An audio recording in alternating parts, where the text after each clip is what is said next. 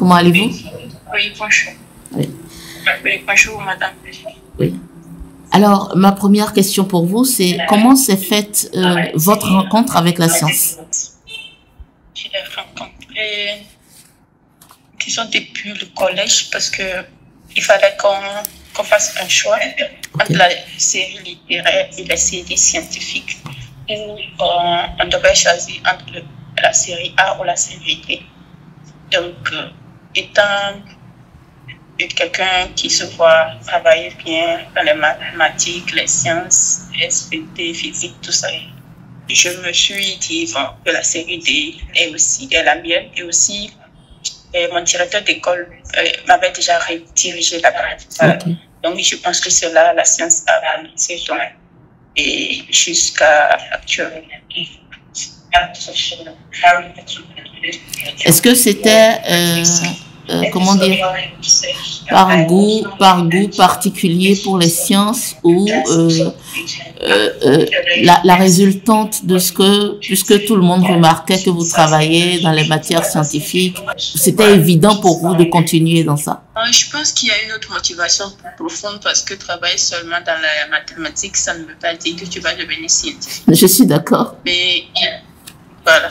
Donc, après, c'est autre chose. Et dans mon petit âge, j'avais vraiment l'envie de devenir vétérinaire. Je pense que les sciences vétérinaires, c'était ce que je voulais devenir. Parce que tout le temps, je voyais les animaux malades. Parce que mon domaine, c'est les animaux. Oui. C'est vrai que je suis dans l'agriculture, l'agronomie, mais je suis penchée plus sur les animaux. Donc, je les voyais malades, ils mouraient, surtout pendant la saison maintenant fraîcheur. Tu vas voir, ils sont en train de mourir. Donc, je n'aimais pas les voir, au fait, souffrir comme ça. Et aussi, il y avait à côté de moi des vétérinaires qui allaient sur le terrain et ils revenaient, c'est qu'ils m'impressionnaient. Donc, j'avais cette envie-là d'être avec eux pour aussi prendre soin de ces animaux. Donc, je pense que la science aussi, c'est devenir une vétérinaire. Mais les conditions n'ont pas permis d'être vétérinaire, parce qu'après le bac, il fallait rester quelque part où les parents pouvaient payer, et qui était parcours, parce que les sciences vétérinaires, il fallait venir au sud du Bénin, que mes parents ne pouvaient pas supporter, surtout les loyers, la contribution, tout ça. Donc, j'étais obligée de rester à Parakou, où mon oncle m'a dit de faire les facultés d'agronomie. D'accord. Parce que quand les vétérinaires, oui, mon oncle, c'est lui qui m'a dit d'aller faire l'agronomie, et que lui, il va payer, parce que mes parents ne pouvaient pas payer. Donc, il m'a proposé cela. Donc, quand l'oncle m'avait dit d'aller faire l'agronomie, c'est vrai, je ne savais pas ce qui était dedans, au fait, en total. Mais pour l'honorer aussi, j'étais partie là-bas pour faire l'agronomie. Sinon, après que les sciences vétérinaires ne marchaient pas, je voulais faire également la médecine. La médecine, ça fait la santé des humains. Oui. Donc, sauver les hommes, sauver les animaux. Donc, c'était aussi quelque chose que je voulais faire. Mais comme c'est ce qu'ils voulaient payer, j'ai dit d'accord, je vais le faire. Et une fois là-bas, j'ai vu qu'il y avait plusieurs options. Donc, il y avait plusieurs options. Et là, j'ai vu qu'il y avait les animaux que je voulais vraiment... je voulais vraiment prendre soin. Et qu'il y avait l'option qui concernait juste la production des animaux, mais il n'y avait pas la santé des animaux. J'ai dit que donc ça me rapproche un peu toujours de ce que je voulais.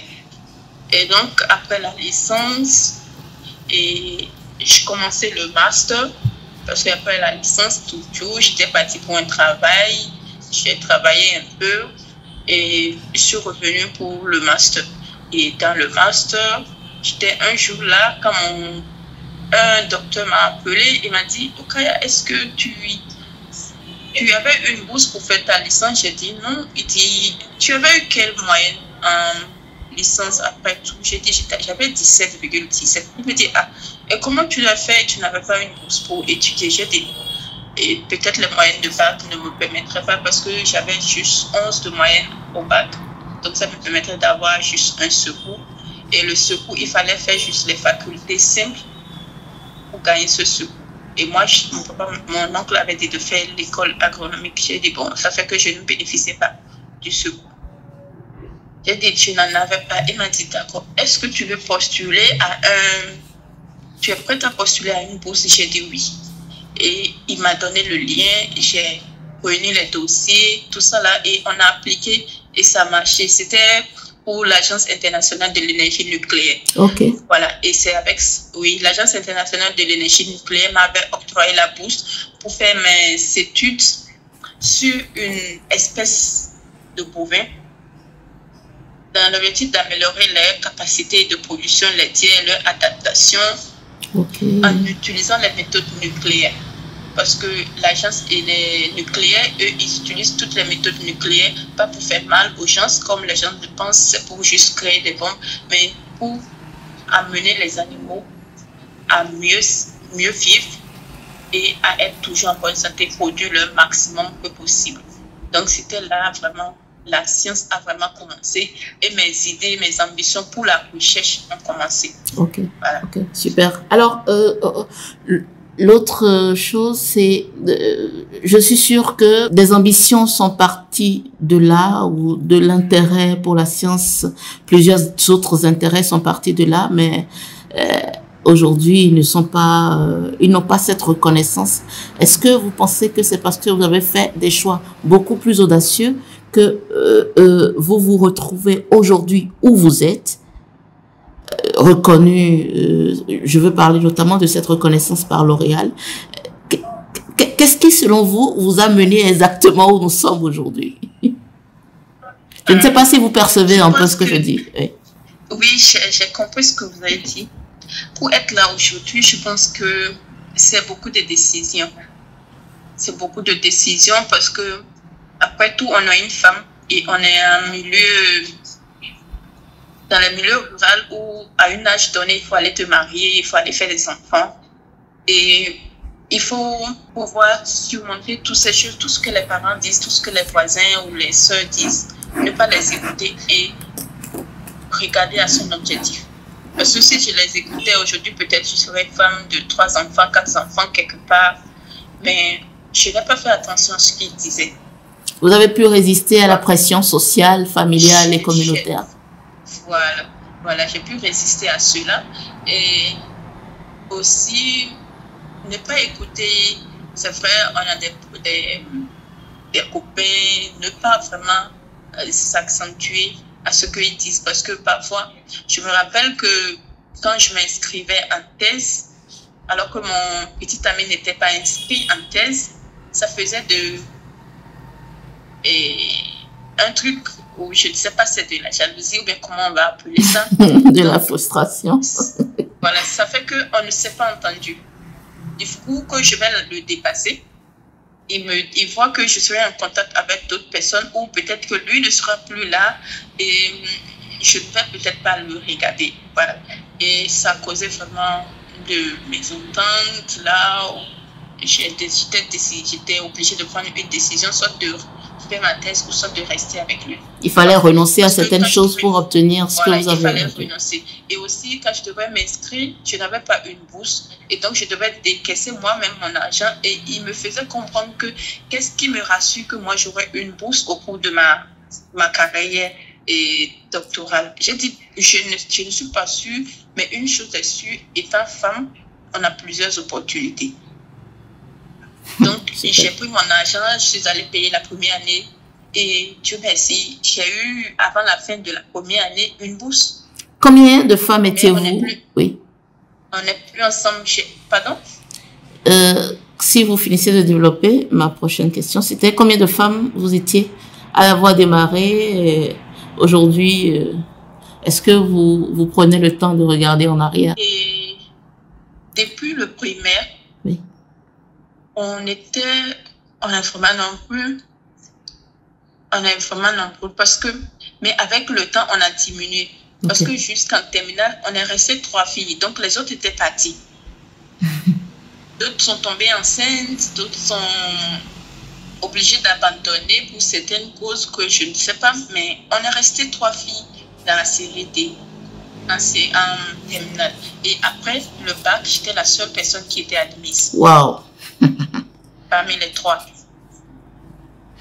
Donc, et maintenant, les 2 autres sont déjà mariés, des enfants, donc chacun se débrouille dans son coin. Mais sur la seule personne qui n'est pas encore mariée et qui n'a pas encore même les ambitions de se faire ça, parce que je me dis qu'il faut, si tu veux être scientifique, il faut un peu de liberté, atteindre un certain objectif avant de te mettre dans le foyer. Parce qu'une fois dans le foyer, les obligations deviennent plus et je suis d'accord. Tu n'as pas assez de temps. Voilà. Oui. Alors, aujourd'hui, à l'étape où on est, comment alors, que ressentez-vous par cette reconnaissance de L'Oréal? Ce que je ressens, c'est de la reconnaissance et de la fierté pour moi-même. Parce que je me dis que venir à ce niveau, c'est pas donné à tout le monde. Et avec tout ce qui se passe derrière, que l'on ne voit pas, que les autres ne voient pas, parce que ils te voient seulement en haut, mais ils ne savent pas ce que tu endures vers le bas. Donc, je pense que c'est une gratitude vraiment d'être là aujourd'hui avec L'Oréal, d'être parmi les meilleurs. Et ça me donne vraiment du poids. Je pense que je suis en train de prendre du poids et je suis en train de vouloir, avec cela, montrer que c'est possible au fait. C'est possible si on a des objectifs bien fixés. Donc, on peut y arriver. Ouais. Alors, au-delà de la pression sociale, quels ont été les autres principaux défis que vous avez rencontrés? Et derrière, est-ce que ces défis-là auraient été moindres si vous étiez un homme? Je pense que après cela, après la pression sociale, il y avait le fait qu'il y avait les moyens financiers qui manquent. Ok. Une fois que mon oncle payait ma contribution, le reste, je devais me débrouiller. Parce que payer la contribution, ça ne veut pas dire mettre quelqu'un à l'école, les photocopies. Et je peux vous dire que jusqu'en 2019, je n'avais pas un portable Android. Jusqu'en 2019? Et je faisais les études. Pardon? Jusqu'en 2019, vous dites? Je n'avais pas un portable Android, alors que les cours sont numériques et les gens s'envoient dans les cours. Et donc, il fallait que je me débrouille avec les autres. Donc, il y avait le problème de moyens financiers. Et après cela, et les professeurs ont commencé par me voir. Voilà. Et je commençais par poser les yeux sur moi. Donc, c'était aussi un peu difficile parce qu'on ne pouvait pas aller dire à telle personne que telle personne a en train de me faire ça. Tu vois? Oui. Et on était obligé de faire tout notre possible pour que rien de... Et que ça n'agisse pas sur tes notes. Parce que si tu fais quelque chose de mystique avec cette personne, c'est un autre qui en souffre et c'est que tu seras arriéré et personne ne saura qu'est-ce que tu endures et toi tu seras en train de pleurer au fond de toi. Donc cette partie a été vraiment difficile parce que tu ne peux pas en parler avec tes parents. Les parents, eux, ne connaissent pas ce genre de choses, ils sont pas allés à l'école. Donc je pense que si j'étais homme, les hommes, eux, ils s'en sortent mieux. Ils ne sont pas trop exposés comparativement à nous, les femmes. Si tu n'as pas quelque chose, tu es obligé d'aller demander à quelqu'un. Alors que l'homme, lui, il se débrouille. Je ne sais pas. Parce que, tu vois, l'homme, il peut sortir comparativement à la femme qui doit rester à la maison. Je pense que l'homme avait la possibilité de mieux s'épanouir comparativement à la femme. Oui. Même dans les maisons, on voit que l'homme, il sort plus que la femme. Et si la femme sort, ils vont penser qu'elle est partie faire autre chose que ce qu'elle pense. C'est ça, c'est vrai. Ils ont toujours quelque chose derrière. Alors, vous êtes femme scientifique et ma question pour vous maintenant, c'est, étant béninoise, et le Bénin étant un pays qui investit très très peu dans la recherche scientifique, est-ce que cela vous préoccupe? Comment est-ce que vous imaginez demain? Parce que oui, vous arrivez à sortir votre épingle du jeu, mais si le terreau étatique n'existe pas, c'est que demain, ça risque que d'être que vous ou bien les quelques rares scientifiques ou les rares scientifiques qui essaient de faire leur bonhomme de chemin. La problématique du non-engagement de l'État dans la recherche scientifique, est-ce que vous y pensez et quels sont vos espoirs ou quelles auraient pu être vos doléances? Je pense que pour cette question, c'est vraiment un peu complexe parce que certes, les recherches, oui, les politiciens ne s'intéressent pas trop, mais parfois ils ont besoin de nos recherches pour prendre certaines décisions, ce qui ne se fait pas souvent. Donc, nous, les chercheurs, on a tendance à regarder dehors ou chercher là où c'est mieux pour nous. Et quand on peut-être trouve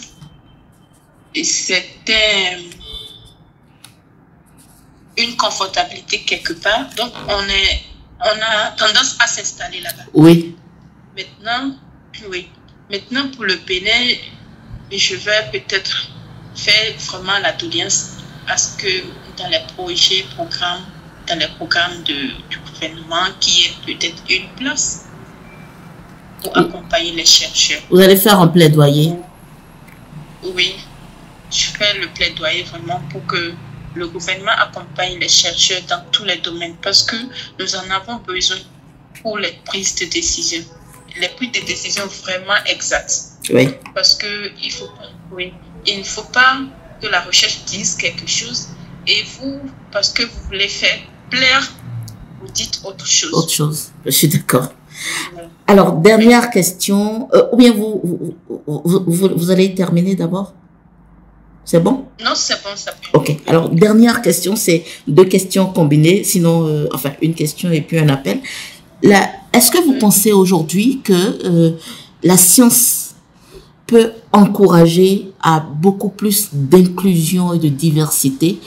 Et après avoir répondu, est-ce que vous pourriez lancer un appel ou un conseil? Est-ce que vous avez un conseil à donner aux femmes et aux filles qui s'intéresseraient à la science, mais qui n'ont pas le courage ou qui ne sont pas encouragées à y aller?